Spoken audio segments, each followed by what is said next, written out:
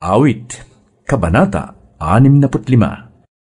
Marapat na ikaw, O Diyos, sa Zion ay papurihan, dapat nilang tupdin doon ang pangakong binitiwan, pagkat yaong panalangin nila'y iyong dinirinig. Dahilan sa kasalanan, lahat sa iyo ay lalapit. Bunga nitong pagkukulang, kaya kami nalulupig. Gayon paman, patawad mo'y amin pa ring nakakamit.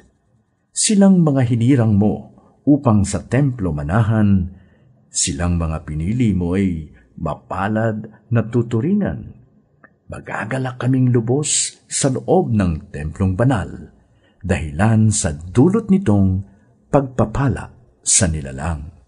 Kami iyong dinirinig, tagapagligtas naming Diyos. Sa kahanga-hangang gawa, kami iyong tinutubos. Kahit sino sa daigdig, sa ibayong karagatan, may tiwala silang lahat sa taglay mong kabutihan. Sa taglay mong kalakasan, mga bundok tumatatag, dakilakat ang lakas mo ay sa gawa nahahayag. Ang ugong ng karagatan, iyong pinatatahimik, pati along malalaki sa panahong nagngangalit. Maging mga kaguluhan nilang mga nagagalit. Dahilan sa ginawa mong mga bagay na dakila, natatakot ang daigdig at ang buong sangnilikha. Bunga nitong ginawa mo, sa galak ay sumisigaw, buong mundo, kahit sa ang sulok nitong daigdigan. Umuulan sa lupain, ganito mo kinalinga.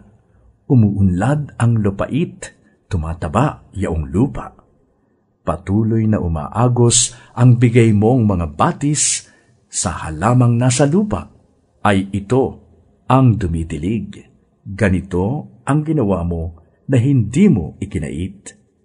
Sa binungkal na bukirin, ang ulan ay masagana. Ang bukirin ay matubig at palaging basang-basa. Sa panayan na pagulan ay lumambot yaong lupa, kaya naman pati tanim ay malago at sariwa. Nag-aani ng marami sa tulong mong ginagawa, at saan man magpunta kay masaganang masagana.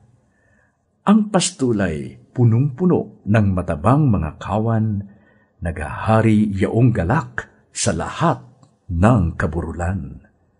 Gumagala yaong tupa sa gitna ng kaparangan, at hitik na hitik naman ang trigo sa kapatagan.